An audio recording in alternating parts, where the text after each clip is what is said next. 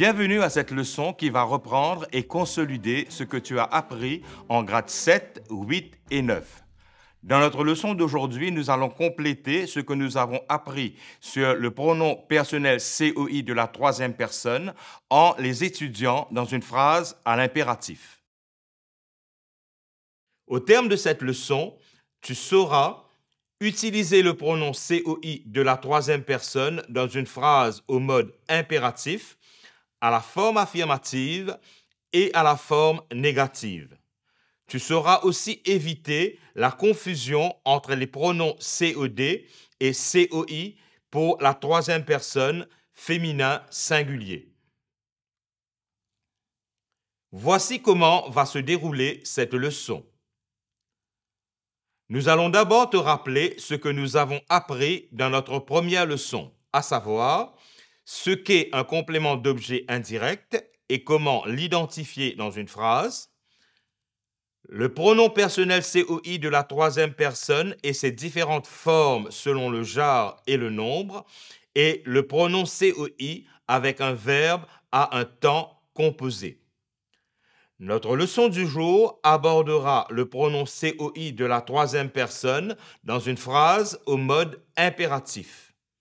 Nous dissiperons ensuite la confusion qui existe entre les pronoms COD et COI de la troisième personne au féminin singulier.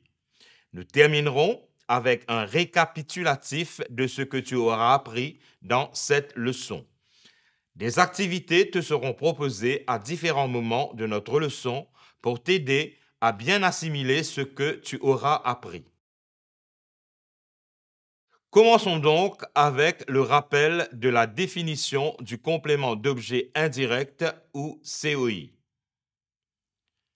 Nous avons d'abord revu la définition du complément d'objet indirect, un mot ou groupe de mots qui complète le sens du verbe en indiquant l'objet de cette action de manière indirecte, c'est-à-dire en passant par une préposition, généralement à ou de. Pour identifier le COI, on pose la question à qui, à quoi ou de qui, de quoi après le verbe. Nous avons vu ensuite que le pronom COI de la troisième personne est lui pour le masculin et le féminin singulier et leur pour le masculin et le féminin pluriel. Ce pronom COI se place devant le verbe auquel il est rattaché, que ce verbe soit conjugué ou à l'infinitif. Il se place avant l'auxiliaire si le temps est composé, mais le participe passé ne s'accorde pas. Venons-en au cas où le verbe est au mode impératif. Si la phrase est à la forme affirmative, le pronom COI se place juste après le verbe auquel il est relié par un trait d'union. Dans la phrase « Dites à mes amis la vérité », si on veut remplacer le COI à mes amis par un pronom, en l'occurrence leur, on met le pronom après le verbe et on le fait précéder d'un trait d'union. Dites trait d'union leur la vérité. Si la phrase est à la forme négative, on applique la règle normale, c'est-à-dire on met le pronom avant le verbe et on ne met pas de trait d'union. Ainsi, ne dites pas à mes amis la vérité devient ne leur dites pas la vérité. Passons à une activité pour voir si tu as bien compris. Dans les phrases suivantes, remplace les mots soulignés par le pronom qui convient en faisant les modifications qui s'imposent. Première phrase, dis aux enfants de se mettre en rang.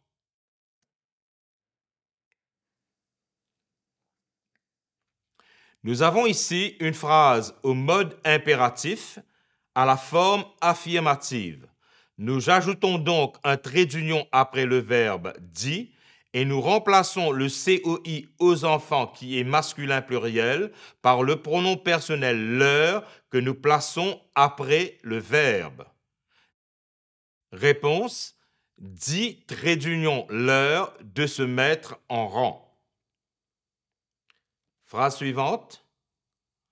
Ne raconte pas à tes cousines ce que nous avons vécu.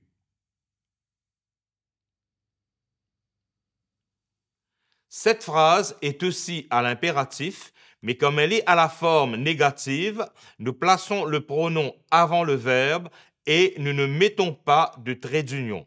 Nous plaçons le pronom personnel leur qui remplace le COI à tes cousines, féminin pluriel, avant le verbe raconter. Ne leur raconte pas ce que nous avons vécu sans trait d'union.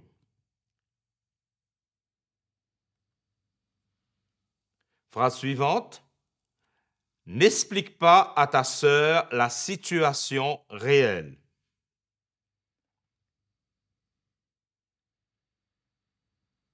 Ici aussi, nous avons une phrase à l'impératif à la forme négative.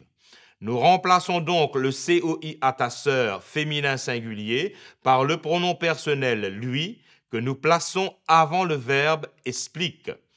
On ne met pas de trait d'union. Ne lui explique pas la situation réelle sans trait d'union. Encore une phrase. Annoncez aux filles la bonne nouvelle. Phrase au mode impératif, forme affirmative, nous ajoutons un trait d'union après annoncer et nous remplaçons le COI aux filles, féminin pluriel, par le pronom leur qui se met après le verbe. Réponse finale. Annoncer trait d'union leur la bonne nouvelle.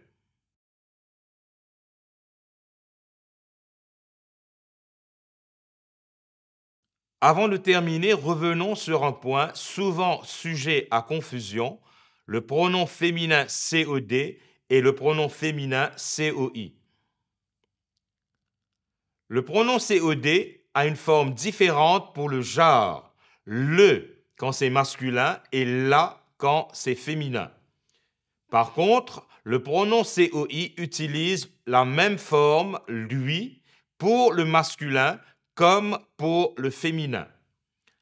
Attention, erreur à éviter, croire que lui est seulement masculin et vouloir à tout prix mettre quelque chose de plus féminin, en l'occurrence la.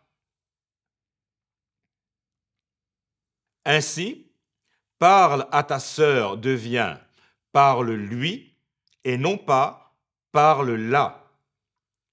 Yasmina écrit à sa maîtresse devient Yasmina lui écrit et non Yasmina l'écrit.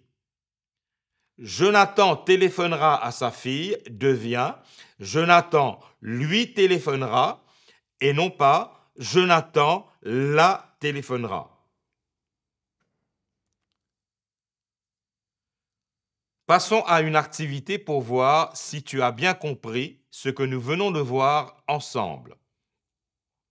Remplace les mots soulignés par le pronom personnel qui convient en procédant aux changements nécessaires, à savoir les déplacements et les accords. Première phrase. Jean a dit à ses parents qu'il était bien arrivé. Il a appelé ses parents tous les jours depuis.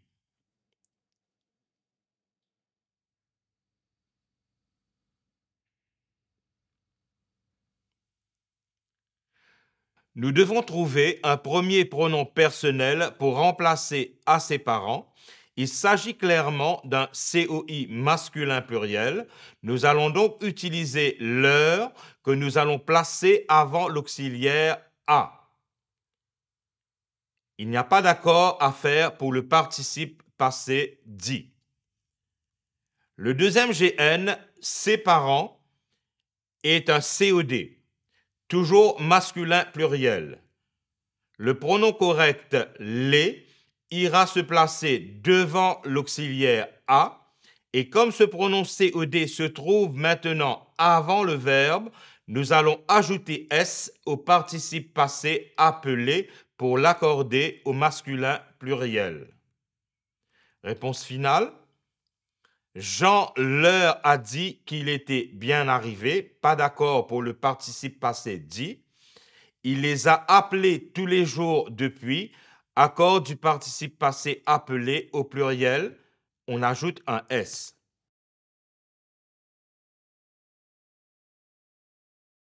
Deuxième phrase. Cette explication a plu à Margaret, elle a satisfait Margaret.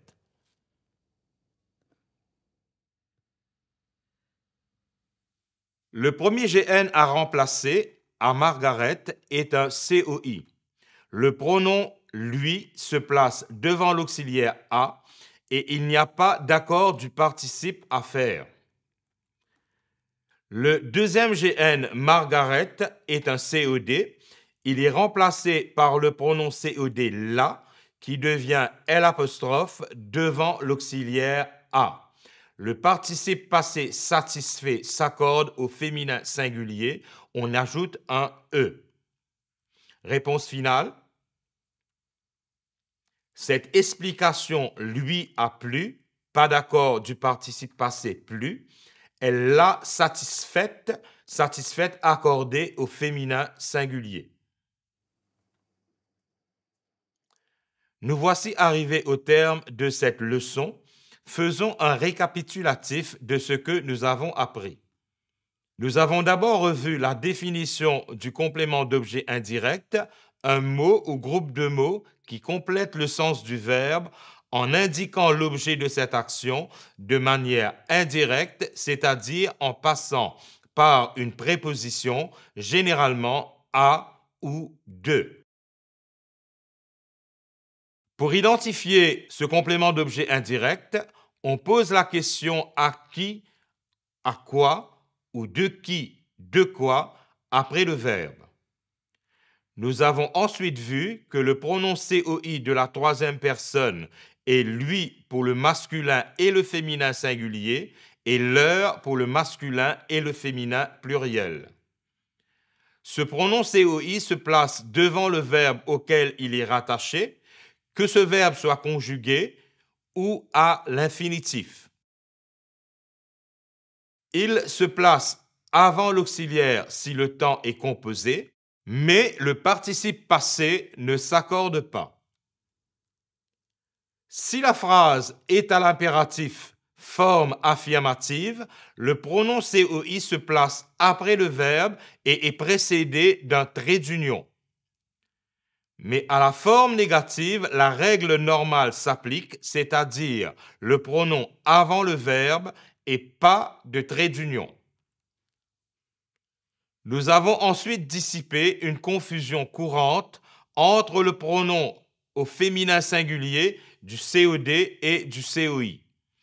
Il ne faut surtout pas confondre le pronom féminin COI lui avec le pronom féminin COD là. Nous voilà arrivés à la fin de cette leçon sur les pronoms personnels COI de la troisième personne. En attendant de te revoir une prochaine fois, je te dis au revoir et à bientôt.